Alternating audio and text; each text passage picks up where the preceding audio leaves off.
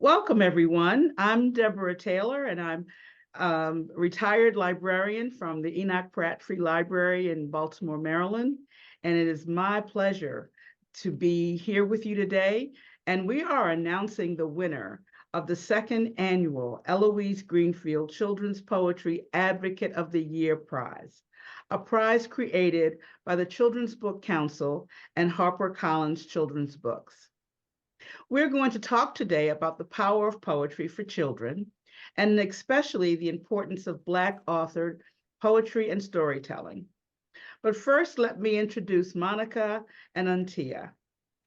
Monica Greenfield is Eloise's daughter, and she and her brother, Steve, chose the winner, Untia Bigelow, the volunteer coordinator at Wicomico County Free Library in Salisbury, Maryland.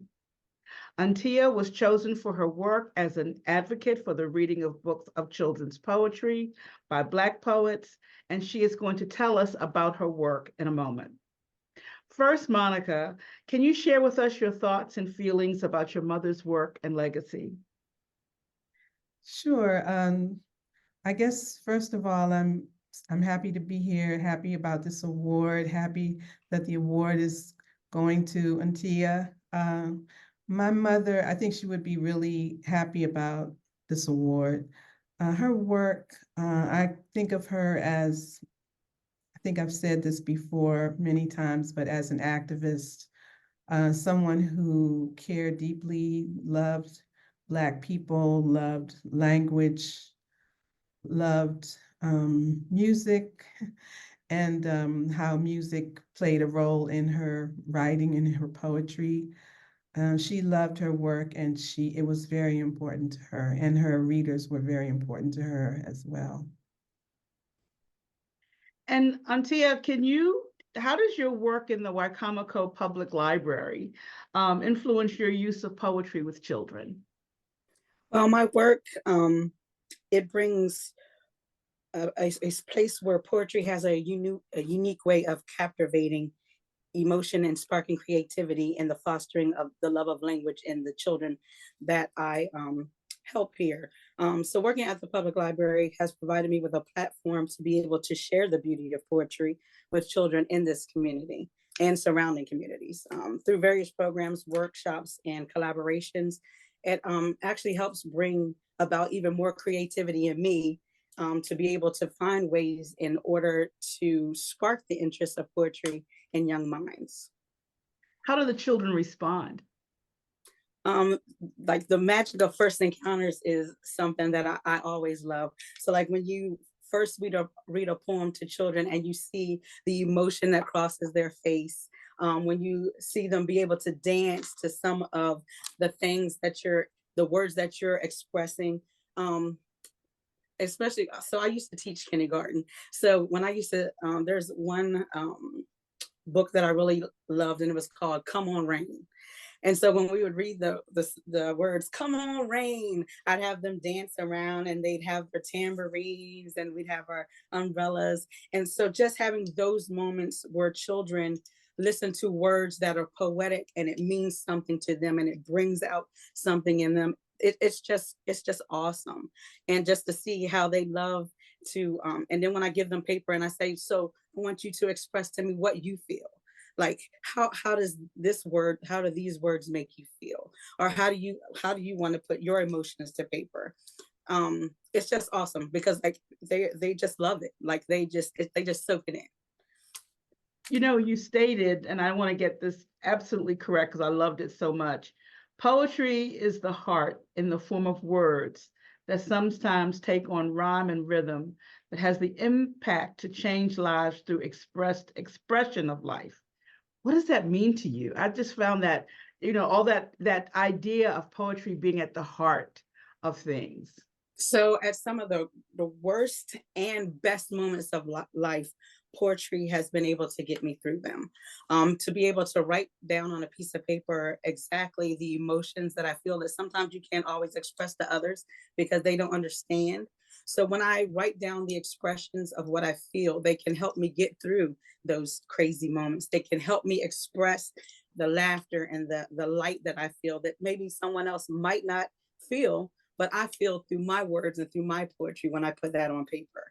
And so that's how it always feels to me, like the rhyme and the rhythms that I feel when I write down, when I say beauty is an expression of excellence. Like when I write those things down, I feel that for myself. So even if others don't feel that for me, those words help me feel it for myself. It actually, like, poetry can build up your confidence. Poetry can make you feel better. So that's why I've always, even as a kid, I've always written down and I've always written poetry because it's an expression of my life. That leads me to my next question. When did you start writing poetry? I was about 8 years old when my grandmother gave me a book, and she was like, you have so much creativity in you that other people don't always see. And she was like, so what I want you to do, I want you to write. And she was like, just write anything that you feel, whatever you feel, write it on paper. And she was like, it doesn't have to have any crazy rhyme or rhythm to it, just write it on paper. And so since I was 8 years old, I've been writing poetry, and I have books and books of it. Well, that's wonderful. How do you feel now that you have a connection to the legacy of Eloise Greenfield? I feel absolutely amazing after reading some of her works. And one of my favorite books by her is Grandpa's Face. Like, reading that book reminded me of my grandfather and like all that he instilled in us, and how he would take us, because we grew up down south. So he would take us down south, and we'd go and we'd walk through our farm, and he would just like be able to show us things that sometimes as kids we wouldn't even like realize, and sometimes we would feel like it was kind of too deep. But those moments that I shared with my grandfather, I could relive them through that book, and it was amazing. So to be connected to the legacy of Miss Greenfield is absolutely amazing. I am honored. Thank you. And Monica, what do you think continues to reflect your mother's legacy in African American literature for young people? I think one way we can look at it is the quantity of the books. I think I read somewhere, I think it was the Cooperative Children's Book Center, I think that's what it's called. They had statistics from 1985 where there were like 18 books published, and now in 2023, 468 or 486, Wow. I'm sorry, books were published by Black writers. And so that's a big difference. And I think my mother was in the 70s and 80s sort of part of a group of writers, Lucille Clifton and Sharon Bell Mathis, and a few others that advocated for Black books by Black authors, and also to some extent Black illustrators as well. And so I think that legacy has carried over to the present. And also the fact that she also made a great contribution to breaking down of stereotypes in Black children, Black families. And I think that today's African American writers continue to write stories and poetry that reflect that diversity. How do you think she would respond to the efforts to suppress some Black stories that we see in some locations, not all, but in some locations around the country, there are efforts to suppress those stories? Yeah, I mean, I don't think she would be surprised at all by what's going on. And I think she would recognize it as trying to erase Black history, which is really, it's racism, really. And she recognized the importance of historical accuracy for Black people to understand, for us to understand ourselves, but to also for the world to understand our history, because oftentimes people, I guess, use history to kind of try to understand people. And so it needs to be correct, and it needs to be full picture. Yeah, I think that the times that I spoke with your mom, her vigilance about, she was always paying attention to what was going on. So, it would be like, well, we have to stay vigilant. We have to Yes. stay on top of it. Absolutely. I think that would be her message from the times Yeah. I've spoken to her about Yes. Black children's book publishing, using the books, etc. So I think you're Mhm. absolutely right that Yeah. she would not be surprised. She would be No. urging us to be vigilant. Yeah. And one of her books, maybe more, but I know her biography of Rosa Parks is on the list. So that's one of the one of her banned books. I don't know if there are others, but yeah. Yeah. You wonder if Rosa Parks' story is considered a threat. Right. Well, we won't go there. No. What can the literature community do to provide more support for advocates of poetry and literature for diverse audiences, similar to this prize? But what else can we do? Yeah, I was thinking about that too, about awards in general, like the Coretta Scott King Award and those awards that provide recognition for writers and advocates of poetry. But also thinking about, like, for instance, branding sort of a writing culture, like for instance, the Harlem Renaissance. Okay, we Mhm. look at the Harlem Renaissance, well, maybe some sort of 21st century catchy Renaissance that would really put Black writers and Black poetry sort of front and center in the conversation about writing and culture. Yeah, I think that this unique connection that African Americans have with poetry, with language, I think that needs to be really promoted, really use it in our libraries, whether we do it on special children's book weeks or whether when we do it in Black History Month. I think that connection to language is at the heart of it, just Yeah. as you described, and recognizing that that's a gift to the world. Yes. It is a gift to us. It is fuel for us, but it's a Mhm. gift to the world. Yeah, and also I think encouraging, I know there's some economic challenges to Mhm. choosing a career as a writer, Yeah. but somehow encouraging young people, middle schoolers, as they're approaching those career decisions, to consider writing and frame it in a way that, like I said, like with the Renaissance, some kind of, to say that this is a valid career and just to somehow get it to be not so economically challenging. Yeah. And you never know that whether or not you're going to be successful, but I've heard successful writers like Jason Reynolds speak about your mother's influence and on their careers. Hmm. Why do you think so many across generations have found her work so compelling?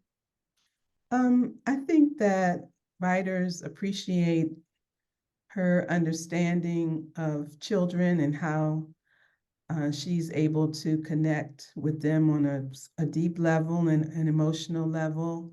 Mhm. And also, what comes through in her work, I think, is her love and passion for Black people and her commitment to depicting our authentic selves. Her work shows our strength and courage in the face of challenges, and also the love that we have for each other and our foibles too.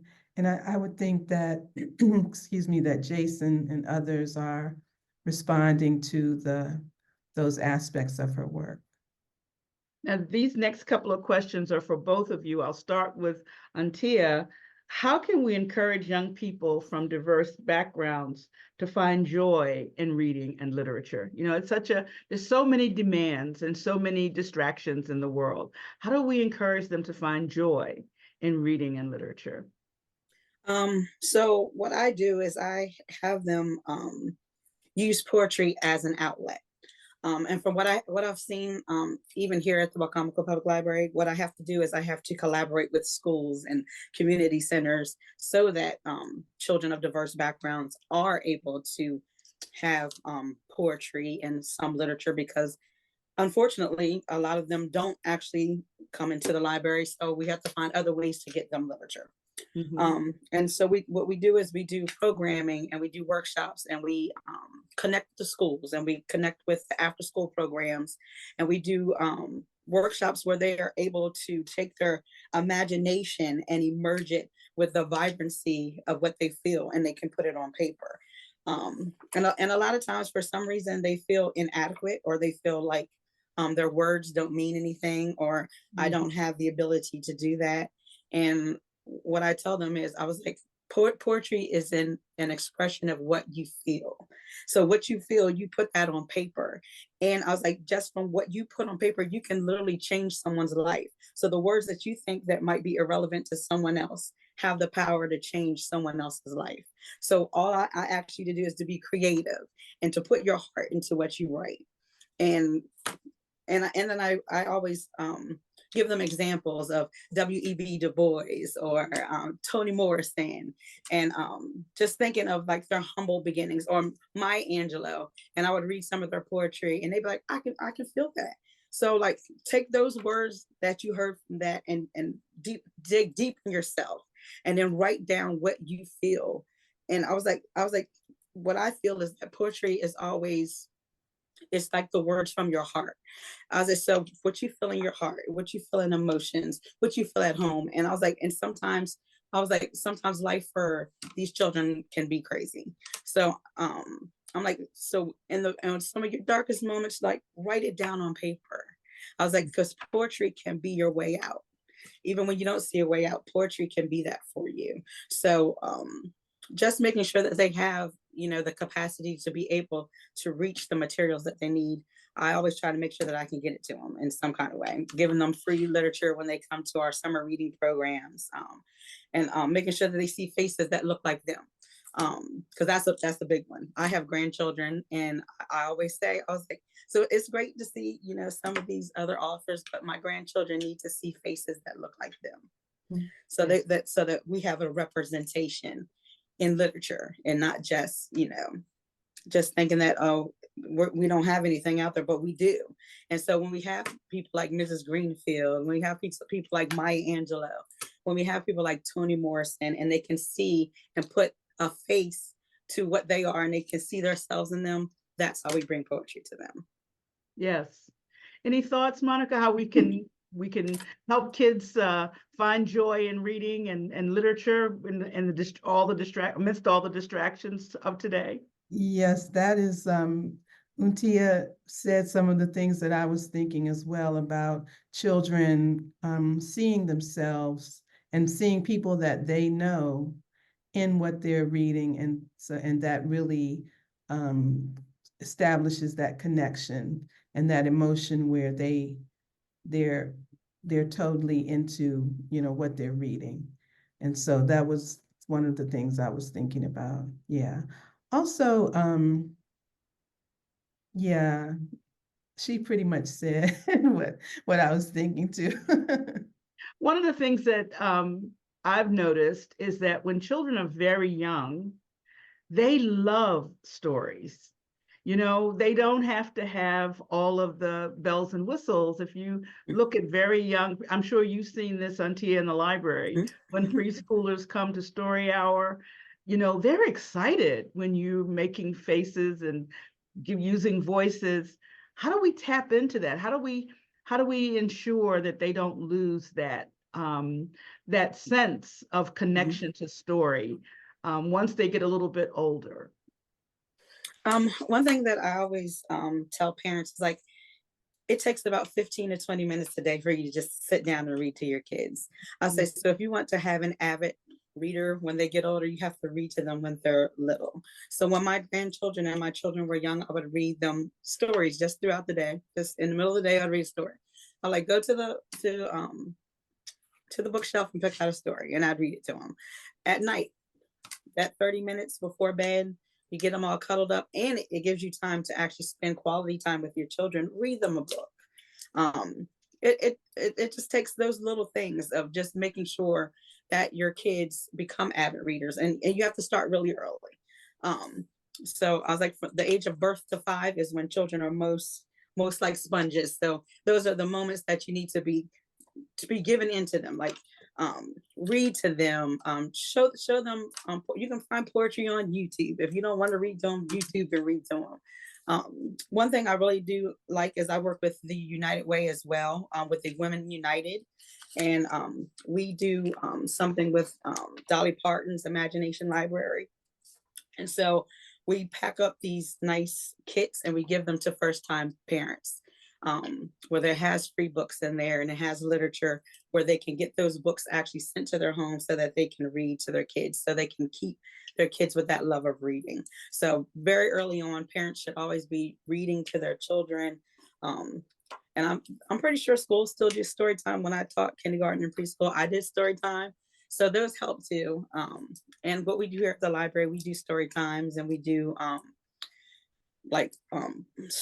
poetry for little ones, where they can actually like have hands-on collaborations with poetry.